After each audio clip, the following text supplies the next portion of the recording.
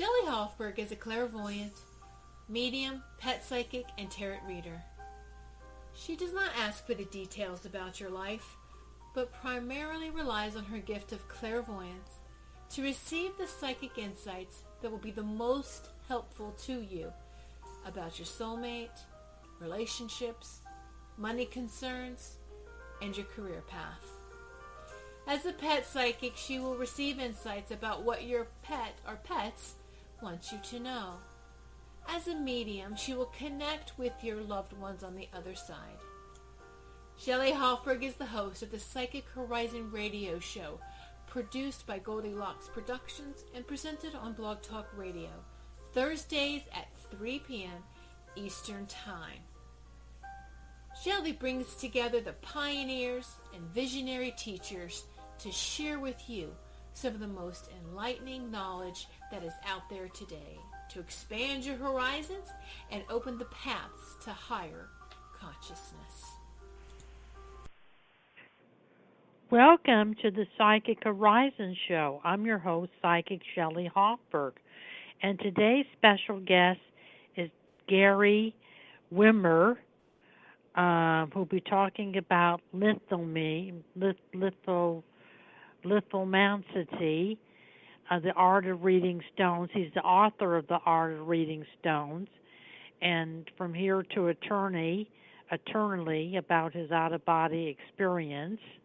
And before I bring Jerry on, I just want to make some announcements that on next week, on November 30th, I'm going to have Eve Spirit Speaks talking about the four clairs. And on November 8th, on December 14th, I'm going to have numerologist psychic Jeremy Ryden, the author of The Quest Method, Our Intuitive Destiny Guide, and Your Soul Story, How to Create the Life You Always Wanted. And on November 16th and December 21st, I'm having Brian Rawls, the host of the Magical Journey radio show that comes on Wednesdays, 8 p.m. Eastern Time. And on December 7th, I'm having Bill Foss talking about the Akashic Records. I'm now ready to bring on my guest, Jerry Wimmer. Hello, Jerry. Hello, this is Gary Wimmer, and good to be with you, Shelley. How are you? I'm fine. How are you? Oh, compared to all the chaos in the world, I feel like I'm living in heaven, girl. You know? Oh, good. And can you tell the callers a little bit about yourself? Yeah, I'm going to be 70 here in about 3 weeks. I'm a Scorpio. I was born in New Jersey, lived in Texas most of my life. During college, got interested in psychic ability. Started giving readings in the early 70s after reading a lot of Edgar Casey and knowing a lot of psychics and astrologers. In 1977, I had a near-death experience. You were referencing that a moment ago. The name of the book is A Second in Eternity. I'm sorry about that. Oh, it's all right. It was the most incredible thing I've ever been through in my life. And, of course, you'd want to talk about that this afternoon. We certainly could. So that was about 40 years ago. It changed my life somewhat instantly, but certainly over the last 40 years. I've learned to... I've learned to give readings pretty accurately. I've written a couple books. I managed to survive in a very competitive field of music and giving psychic readings. Self-employed my whole life. And as I was saying a while ago, I'm happy. That's one thing I think that I learned through my near-death experiences. This is it. This is what we got. Let's make the best of it and smile and be happy and see what we can do great. So that's kind of a rambling, 2-minute biography. And if you have any questions about it, I'll be glad to fill in any gaps. Can you tell us about your life after death experience, out-of-body experience? Yeah, that was certainly the most amazing thing I've ever been through in life, and it would, I don't think there's anything that could top it. I really don't, other than actually going to the light, leaving this body, leaving this earth.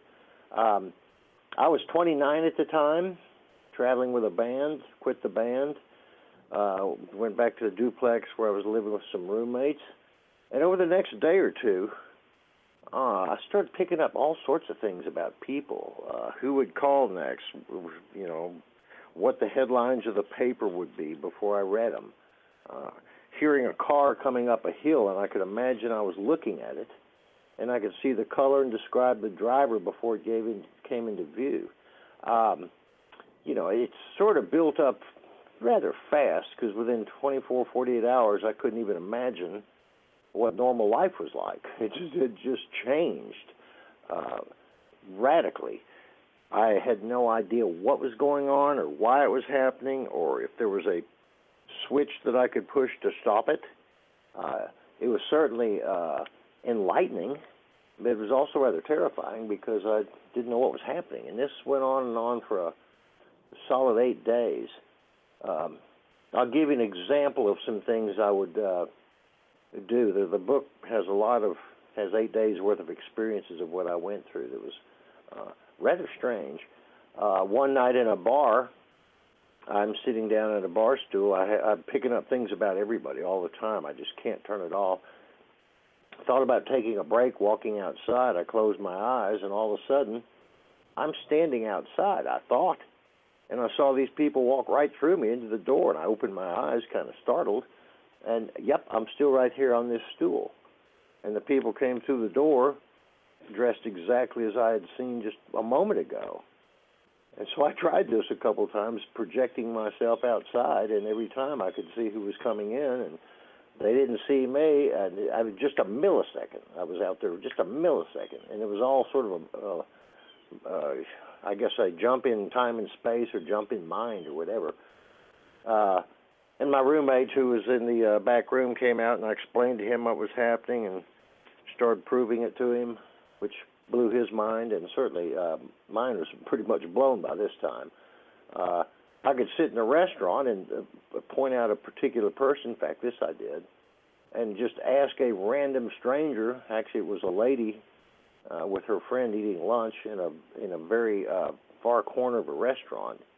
Could barely see her, and she was the furthest person away from me. And my roommate, who was around me a lot of the time, was very concerned, as was I. So while we're in that restaurant, he asked me, well, what's going on now? And I said, well, it's easier to just show you. I'll have that lady write me a letter. And he completely forgot about it as we ate, and I didn't. I kept thinking, I didn't walk by the lady. I didn't know her, never seen her in my life. I couldn't even see her. Her head was turned away. And that's why I chose her. And asked her to just write me a letter. And the reason I was doing things like that, because there was no neutral. Either things were affecting me or I was affecting something, but there was no neutral of just, silence and peace and nothing happening. So before I think about 15 minutes later, the two ladies walked by, and she threw a napkin down on the table. And it said, why are you doing this to me? And it kind of freaked me out because I certainly wasn't trying to wish any harm on anybody, but I realized my precognitive abilities, having been so accelerated, my psychic ability was kind of freaking other people out. Basically, I went through a week of this. It got more and more intense. I saw more and more signs. I started picking up things more and more about, what was happening, what would happen next, and I felt these monitors. They felt like guardian angels. In fact, they seemed to name themselves as monitors. I never saw them, but I could feel them by about the second or third day. I started feeling them around me, like sort of protecting me or monitoring me. Or I wanted to see them. I knew they were there. There was no doubt about that. It was just I felt them so strongly. But after 8 days of this intensity, I couldn't take it. I was walking down, actually marching rather fast down a street here in Austin. I just had it. I was scared to death. I couldn't take it any longer, and I was crying and praying, and the people on the street were seeing this, wondering what was going on, and of course I was completely immune to what they thought. I was basically begging God in public to help me, take this off. What did I do? I can't take it anymore. And then the most incredible thing that's ever happened to me in my life happened. This big light came overhead. I saw these monitors. They were 7 white-robed, sort of faceless guardian angel type entities. They asked me if I trusted them, and I absolutely said yes. And I asked them what was going on, and we had a short conversation, mostly me. And of course, people around me are looking at me. 5 seconds ago I was crying and praying, and now I'm talking to something that they didn't see. Long story short, within seconds I was involved in an accident, head-on collision with a speeding car. My head got rammed into the grill, the bumper, the windshield, and as that is going on, I'm free from my body. I'm looking down at it happening, and then all of a sudden the whole earth got small. And I remember I was expanding like the surface of a balloon, not like an arrow going in one direction, externalizing, stretching out, expanding in all directions at once. And one of the first things I remember is seeing the Earth from 360 degrees, North Pole, South Pole, all hemispheres, all continents at once. And it startled me. I thought, wow, I couldn't be seeing that with a physical body. And I wasn't. It was inside me because I was expanding. Long story short, this expansion went on and on and on. Felt like it was instantaneous and felt like it took eternity at the same time because there was no time. I landed in this infinite mind. I went through what they call the tunnel of light. It's a good description. Saw connections to other lives and people and so forth. Then I landed in this infinite mind, infinite space, infinite love, completely incomprehensible with a human mind. And it felt like I was it. I wasn't observing it. I was it. Like looking at your own arms or something. And it seemed to go on for infinity. It's the most beautiful, blissful feeling I've ever had. It was being wrapped or being at one with infinite love, infinite mind, infinite creativity, God, you know. And at some point I felt like I was observing it, and I was pulled back through this tunnel of light, collapsing back into this particular universe. There's infinite universes. I came into this one not knowing who I was or where I was headed. I know that I wasn't staying where I had just been in heaven, in the mind of God, whatever. I had completely lost all awareness of myself once I left sort of Earth and Austin in that area. I started regaining it as I collapsed toward this planet. Just little touches of like, wow, I've got some connection with this realm down here. Within no time, I suppose you could say, I was looking at my body laying in the middle of the street here in Austin, Texas, and I jumped in. And I jumped to my feet. I'd never felt so great in my life. And people were screaming, and the cars all wrecked up, and I wasn't even hurt. And, you know, they called ambulances and police, and nobody could understand what happened, and they certainly didn't want to hear my explanation. I knew what I'd seen. I knew what I experienced. Nobody could convince me otherwise. And it's the only absolutely true thing I've ever known in my life, without a doubt. You know, this life seems pretty kind of foggy, hazy, probable, hesitant, whatever. The world of the infinite mind was absolute reality. Absolute reality. But I didn't expect anybody to believe me. It was many years later that the term near-death experience, at least I heard about it. And in 1997, this happened in 77. In 1997, I was living in Europe, playing at a nightclub, and it was 20th anniversary of this event, February 7th. And I told all these waiters and waitresses, I said, you want to hear an interesting story what happened to me 20 years ago? And I told them in about 10 minutes, a short version. And some of them suggested you ought to write that. So I began writing the book, and I finished it about, 6-7 years ago. It's called A Second in Eternity. It's got all the police records in it. So, as best as possible, I can verify what happened to me. But it was certainly a beautiful experience, and if I could push a button and give someone a ride, or everybody, or anybody, I certainly would. You cannot be unaffected when things like that happen. And I currently speak at a lot of near-death conventions about that, about never fear death, period. Our challenge is here, before our eyes, now, not later.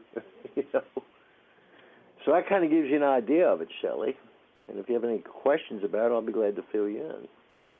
It's a fascinating experience. And let's take our first caller, Gary, which is area code 856. Hi, this is Laura. Hello, Laura. And Laura, Laura, what is your question today, Laura? I would like to know when you see me getting a job. I'm either looking for a permanent or a contract position. Do you want me to go, Shelley? Do you want to go? Yes, you go first, dear. Okay, Laura, is that correct? Yes. Laura, okay. I use a method called lithomancy. It's lithomancy. A lady taught me this in 1980. I started giving readings in the early 70s. And once I saw this system, I was fascinated by it. Ended up writing a book about it because there's nothing written on it called lithomancy, the psychic art of reading stones. But I use 16 stones, 10 planet stones, 6 stones on life, and all you have to do, my dear, I've been charging these up, is just say drop. I'll tell you kind of what I see, including prospects for a job, okay? Okay. So whenever it feels right, you just say drop one time real clearly. Drop. You go, girl. Well, quit worrying about things. You're going through a period right now. You're going through a period right now that you can let go of a lot of this fear you had about whether it's love or the difficulty getting a new job. You have Uranus and Neptune and Pluto all in this next couple weeks. You got a lot of intuition, girl. Do you know that? Do you know that? Yeah, I kind of suspect that to be true. Well, it's like anything. You've got 2 arms and 2 legs probably, and if you want to practice swimming, you have to swim. You become a better swimmer by swimming. But what I'm suggesting here is you're going into a period where you're having new thoughts and new dreams and new plans, so don't shortchange yourself. Because what that does, it brings up your confidence, not only in places where you can look for jobs, but how you can sell yourself. And I feel like by the second and third week here, are you already putting out resumes, connecting with people, correct? Yes. Okay. One thing you can do is ask the universe to help you. Meditate on, I'm going to land a job, just like if you're going to hit a home run, you think, I'm going to knock the ball out of the park, not I might strike out. So all this change that's going on in your life and uncertainty is not meant to confuse you. It's meant to help you step up to the plate stronger, wiser, smarter. Don't carry yesterday's doubts in today's closet or skeletons or fears, because it's kind of cleaning out your own. Well, it's more than cleaning out. It's like just really letting go of your doubts about things happening is sort of the first thing you can do. And when you do that, you bring this light out of yourself that other people can see. And, sometimes it doesn't matter your skill set. If you shine with enough good energy, people want to hire you just because they like your energy. They'll figure out where to train you or where to put you. Do you understand? Are you with me, girl? Yeah, I understand what you're saying. I just had an interview a couple weeks ago, and I thought I was going to get the job. And then she tells me at the end of the interview that they're forecasting, that there's not really a job opening per se. Nope. Go to the next. Go to the next one, girl. Go to the next one. Don't even that's why I feel let go of this stuff. Let go. Keep every day fresh, every moment fresh. Because when you do that, you are setting yourself up to be the right person at the right place at the right time. It doesn't necessarily happen the first time. And you know that. Lighten up. It's okay. Move forward. Use it as practice. Oh, I had 3 opportunities go bust on me this past week, so. Well, it's time to think of bringing 10 more new ones to you. Maybe that was practice. Maybe that was practice. And I'm trying to suggest to you, you're about to enter a lucky, expansive cycle. Don't talk yourself out of it. Okay. Just talk yourself into it, because I feel like by the 4th and 5th and 6th week, you're going to have a lot of success here. I really do.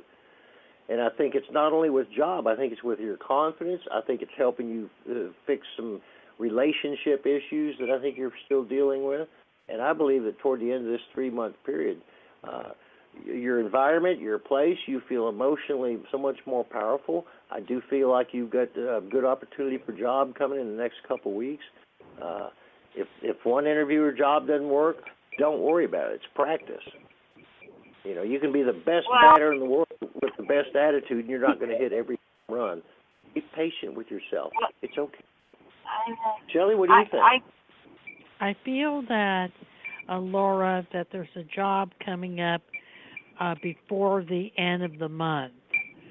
You know, so this month there is a job coming up. It's a contractor job, but it looks like the contractor job could lead to a permanent position. At the end of your contract, there's going to be a job opening, and they're going to ask you if you want the job. So the contractor job will lead to a permanent job position. So you will get a good job, and with good pay and good benefits and a good company, and it's going to happen before the end of this month. So hang in there, because something is coming up for you. Don't get discouraged, you know, because there is a job coming up for you. And Jerry, how can Laura get in contact with you? Well, the best way 2 ways. One, you can Google my name, Gary Wimmer, GaryWimmer. You'll find me all over. Or you can Google lithomancy. That's lithomancy.com.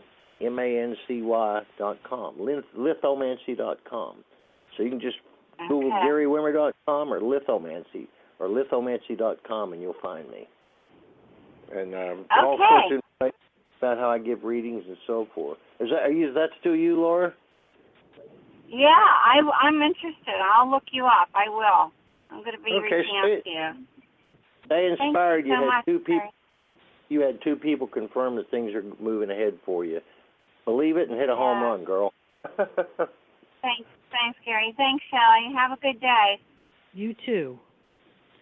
Bye. I'm now ready to continue my interview with Jerry Wimmer on lithomancy, the art of reading stones, and then we'll take our next caller, which is area code 443. Jerry, how can we develop our natural psychic abilities? Here's what I suggest. This is probably the simplest way to go about it. There's all kinds of tools and techniques, and whether you learn to read cards or so forth, it's basically reading the signs. You know, we pick up psychic ability through feelings and thoughts and coincidences and dreams and aha moments. So if we imagine, because it's true, but if we imagine that the universe is always talking to us in some symbolic form, because we don't get a letter coming down from heaven explaining what's going on, but if we imagine the universe is always talking to us, guess what?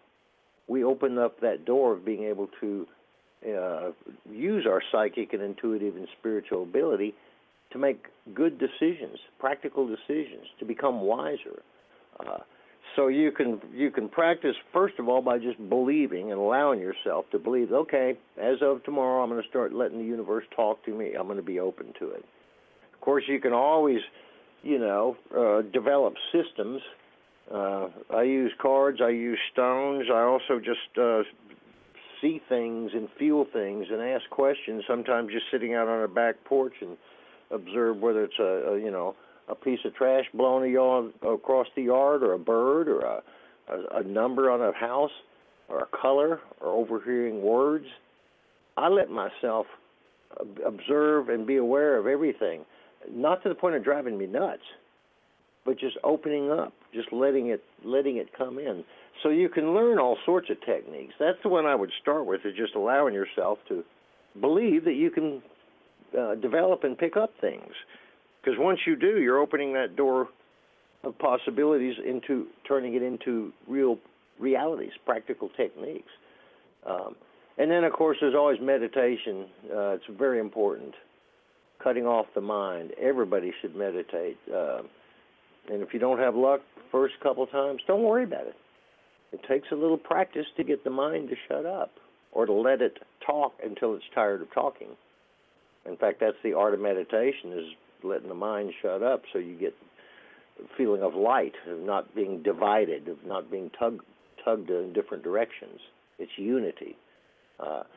So believing the universe can talk to you, meditating, and then, of course, learning any sort of system you would like, whether it's interpreting symbolism through Shakespeare or through tarot cards. There's all kinds of systems and methods.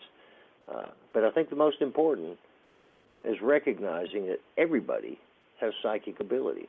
Yes, some people are better than others, they practice, but everybody has it and everybody can tap into it.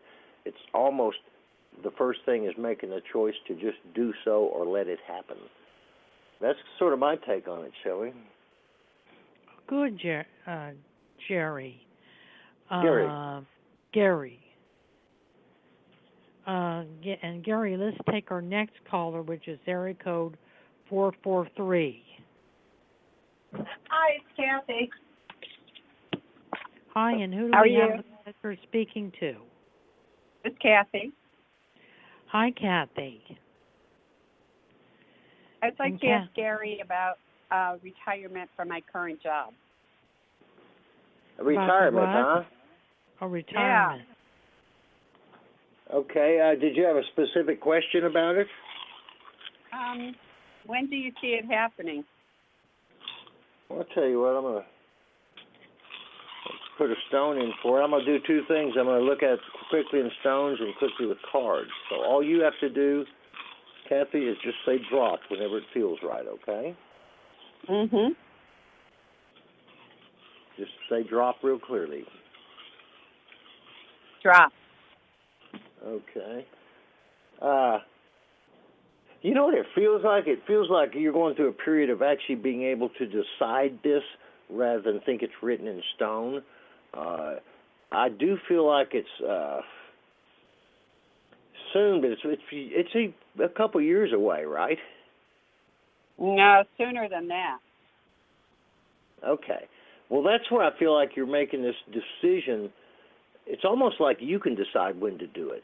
I don't think you've, to some degree, trust yourself enough to just go, okay, it's time now and all cool and so forth.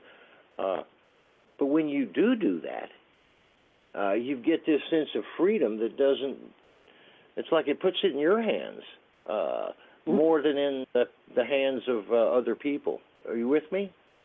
Does this make sense to you? Yes.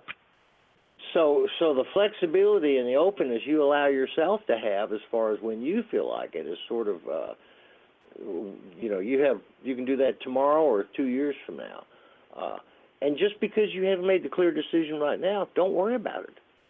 I think you're giving yourself the right to think more freely about it so you don't decide to and then go, gosh, should have waited another 6 months. Do you understand what I'm saying? Right. Giving yourself the right to come out ahead from the start, just in the way you think about it when you plan it. And I feel like 4th, 5th, 6th week here, you've got some pretty concrete plans about it.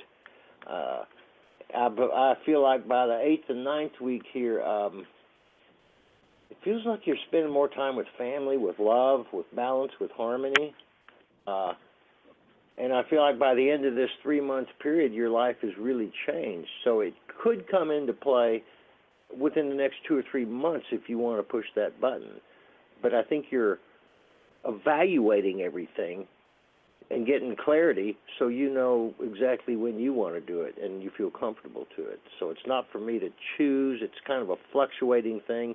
But I do have a feeling in the next 4, 5, 6 weeks you're going to have a pretty good game plan about it. Does that make sense to you, dear? Yeah, it does. Makes a lot of sense.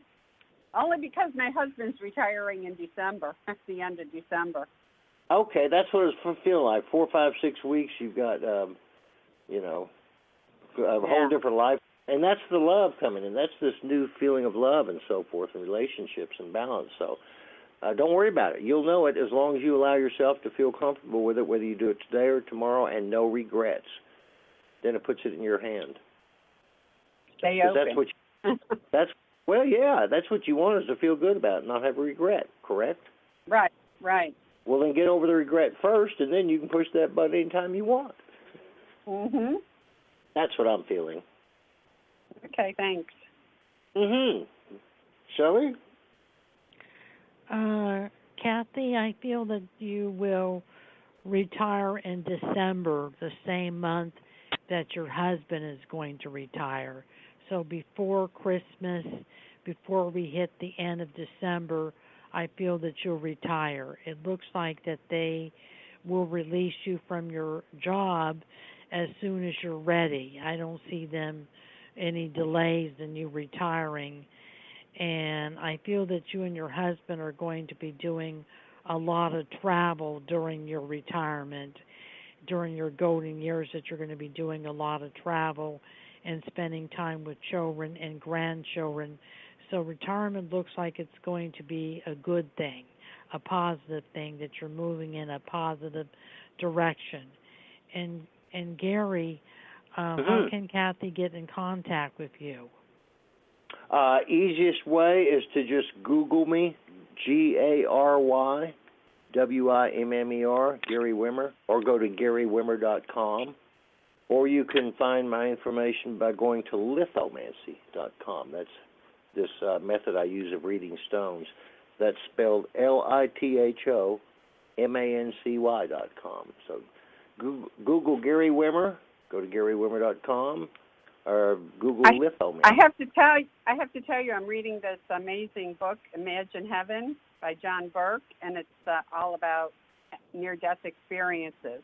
And the way you described it, a lot of people describe it in the book. I've spoken at a lot of these conferences, and I know a lot of people who've gone through this, different themes. We all have different experiences in how we go there and come back and so forth. No two are exactly alike. A lot of commonality. Right. And the most commonality everybody who really has one of these comes back with a feeling of being caught up in infinite love, wrapped up in infinite love, completely fearless. Exactly. Right. Oh, and it's true. It's true. That's why I tell people, don't worry about what happens when you die. Think about what you're doing while you're living. Because that's what's happening. Exactly. Thank you. You too, sweetheart. Have a good day. Thank you. Have a good day, Kathy. I'm now ready to continue my interview with Gary Wimmer on lithomancy, and then we're going to take our next caller, which is area code 864. Jerry, is there life after death, and what is it like? Well, I think there's life after death, life before death, life everywhere. The two ways, I guess, as human beings we divide it up is physical life, which happens in galaxies and planets and so forth, and spiritual life, which doesn't have a place or a time. There's spiritual life, always has been, always will be. It's not limited by time. What we experience in this world is taking a trip from that infinite mind, where we all came from, Actually, it says it pretty clearly in the Bible. It says God created man, well, people, in his likeness and image. Creativity, freedom. That's what, and free will. And God gave that to souls to be able to take and do what they want with it, and a lot of us came to this planet. And not only this planet, but places all over the universe, all kinds of levels. We just happen to see life on Earth on this planet in this universe from this Big Bang. But, there's infinite life before life and after life. It is only during life that we experience what we call time and space and separateness. There's infinite life. The difference, I suppose, and many people who've had near-death experience find it difficult to describe how you can not be in your body, but yet sense and feel and know things even stronger than when you're in your body, and feel timelessness at the same time, so to speak. The illusion of time, or the reality of time, depending on how you want to look at it, is profound. Because it's hard to imagine not living in time, past, present, and future all being one. But when you get out of time and space, it is. So it's hard to compare. But yes, there's infinite life before and after this life, and there's finite life in creation. Everything starts and everything comes to an end, including our galaxy and our ourselves. Does that hit the coin on the head somewhat, Shelley? Yes, it does. You made it very clear. And let's take our next caller, Gary, which is area code 864. Hello, 864. Hi, this is Brittany. Hi, Brittany. Hello, Brittany. And Brittany, what is your question today? I'm not sure really how to ask this, but I'm gonna try to ask it as much as I can. Last week I had to put my dog to sleep. I've had her for 12 years, and I'm having a really hard time with it. And I didn't know if you felt anything or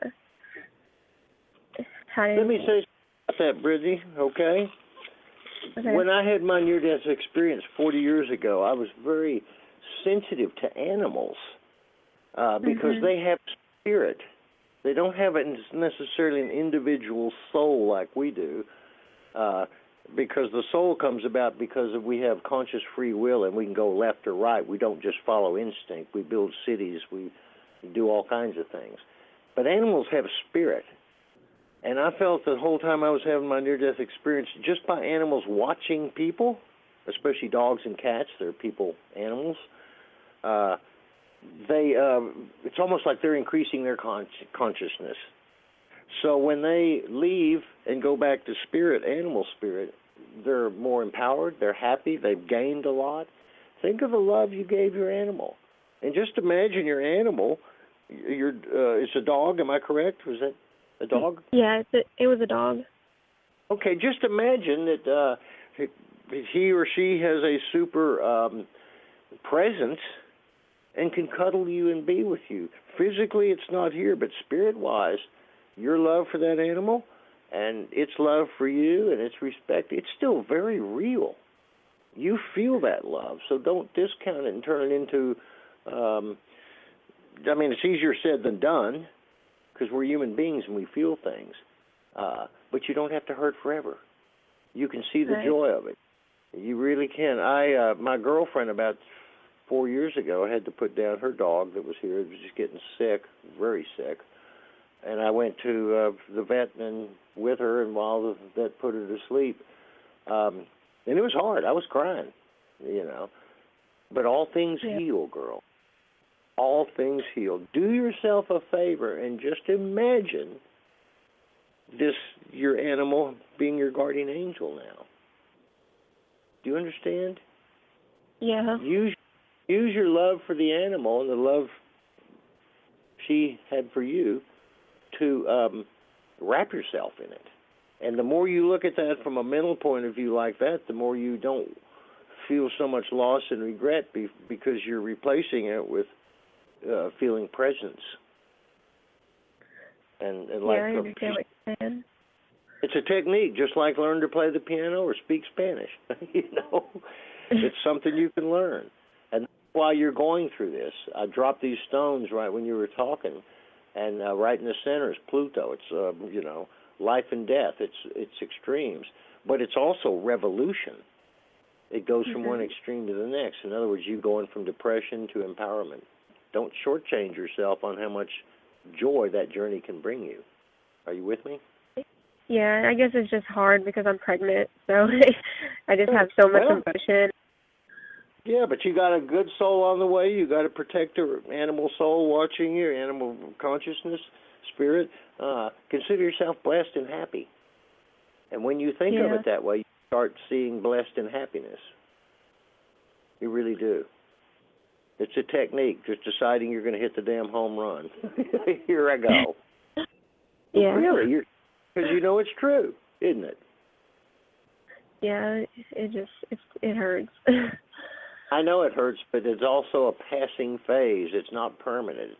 It's you learning to feel more love, more confidence, more relief, more let go, more a new day. And we don't learn those things if life doesn't throw us some curveballs, do we? Right. So it's all okay. It's all okay, girl. You're young. You're beautiful. You got a great kid. You got a great family, and great things happen in your life. And now just consider your pet, your spirit pet, still with you. Thank when you. You think of it that way, you self joy. Brittany, your dog is definitely with you. Oh, I can feel that. Yeah. And often when our pets pass away, they stay around us. Was there another dog you had before her? Because I'm seeing her with another dog. Yeah, I have another dog at home. Oh, all right. I'm seeing your dog around the other dog. So its spirit is not only, being a guardian angel to you, but it's being a guardian angel to the other dog that you have left, that you have at home. It's around the other dog. And it's still in the household. It hasn't left. And the dog is not going to leave. The dog is going to stay with you and your other dog. And the dog is going to be there for the birth of your baby and be a guardian angel to your baby. Is it supposed to be a little boy? No, it's a girl. A little girl. The dog will be next to the little girl. And I feel your dog will always be with you. And it's not easy not having the dog there physically because you're used to seeing the dog, you're used to interacting with the dog. But the dog, like Jerry said, is still with you in spirit and is always going to be around you. So the dog is with you in spirit. And Jerry, how can Brittany get in contact with you? Well, you can go to GaryWimmer.com, GaryWimmer, GaryWimmer.com, or you can look at lithomancy.com, lithomancy.com. Or if you just put in Gary Wimmer, GaryWimmer, into Google or search engine, you'll find me. I'm all over the. And you could get a hold of me, Brittany, at 818-744-5241 or go to PsychicHorizon.com. And thank you for calling the Psychic Horizon Show, Brittany. Thank you. You have a good day. You too, sweetheart. Bye. Goodbye. I'm now going to continue my interview with Jerry Wimmer on lithomancy. And then we're going to take our next caller, which is area code 310. How much is written in stone and how much effect do we have, Jerry? Well, I tend to look at it this way. There are certain things that are written in stone. For example, you, Shelley, will not be born a man in Siberia in this lifetime. We all have certain genes, certain histories, certainly distinct karma and so forth. We all have limitations.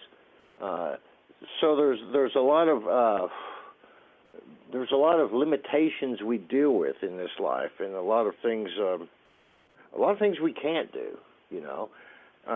But what is written in stone is only up to this moment. You know, who's to say things couldn't change in the next day or minute? I mean, we see it in nature all the time. We see it in life. We see it in surprises. Nature and life sure bring us changes. Accordingly, we can change. Now, the degree to which we change is, you know, by our certain limitations. You know, I'm 70 years old. I can probably learn to run a little bit better than I do now because I have back pain, but I'm not going to break any world records. You know, there's limitations.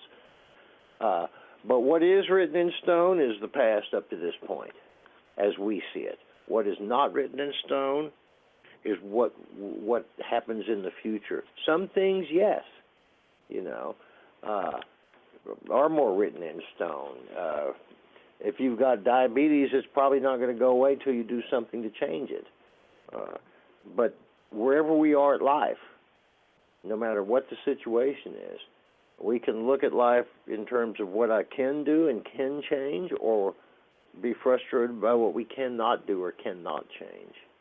We can't change the past, we can't change other people, but we can always change the way we look at our situation here and now. And when we change it, the way we look at it, we change the path we're on. So we create something that perhaps we didn't think was creatable. Does that make sense, Shelley? Yes, it does. And Jerry, let's take our next caller, which is area code 310. Hello, 310. Hi, my name is Cecilia, and my question is, I'm about to be traveling quite a bit, and I wonder what you see in those journeys. Okay, what was your name once again, sweetheart? Cecilia. Cecilia, okay. Right when you said that, I thought of a song by Simon and Garfunkel, and then I forgot what the song was.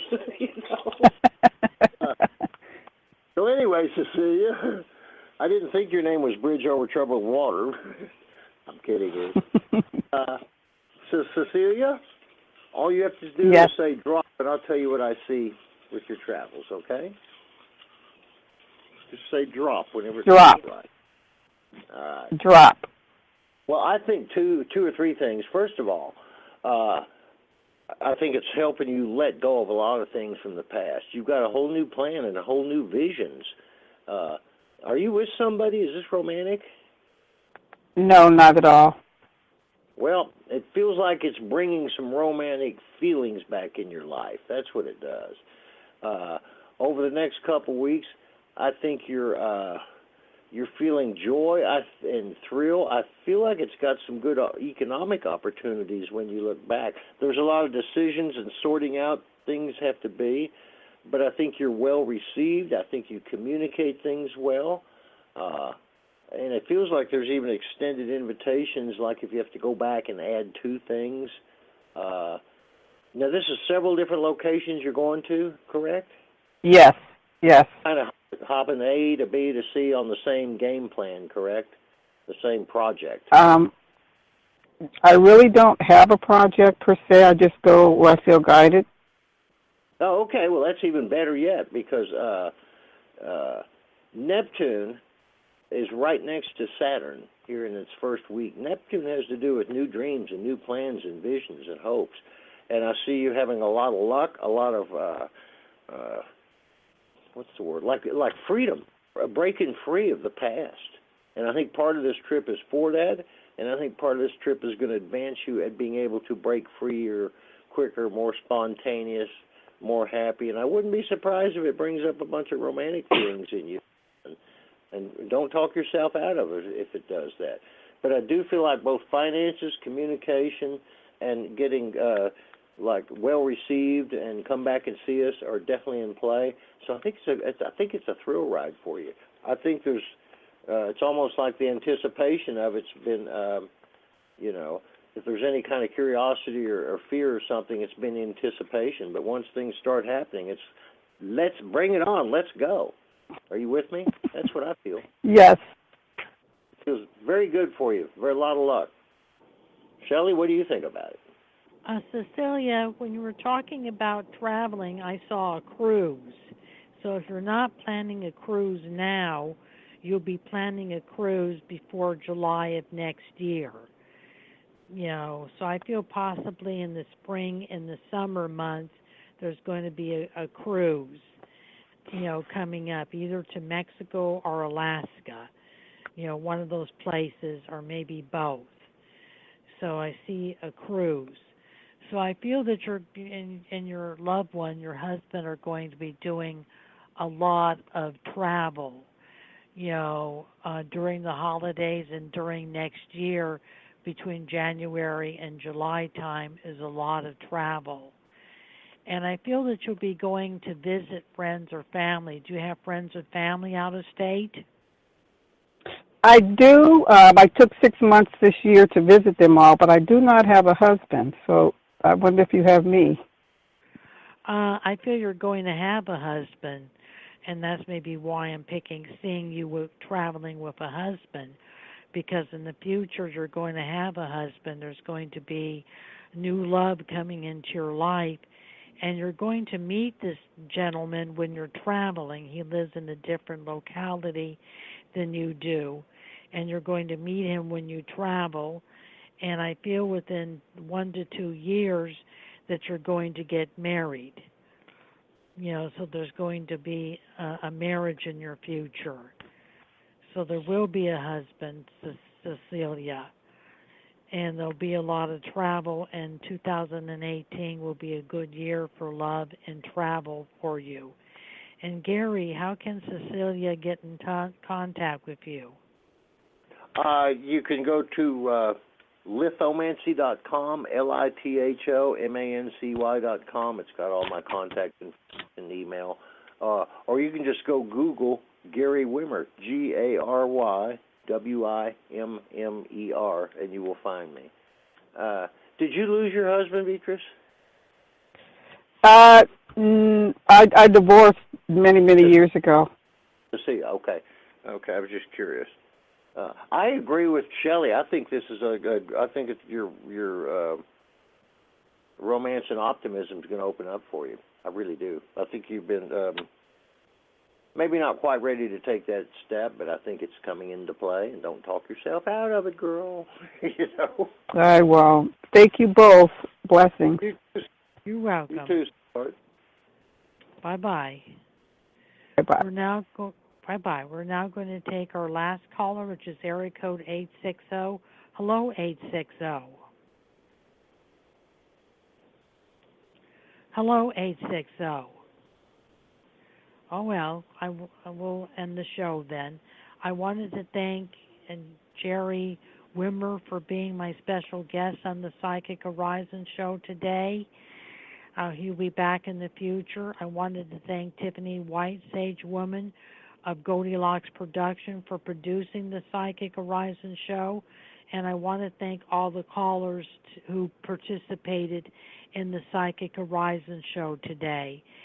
Thank you for being on the show, Jerry. Gary, and thank you very much, Jerry. Shelley. I appreciate it very much, sweetheart. You have a good weekend and good Thanksgiving if I don't talk to you by then. You too. Bye-bye. Bye-bye.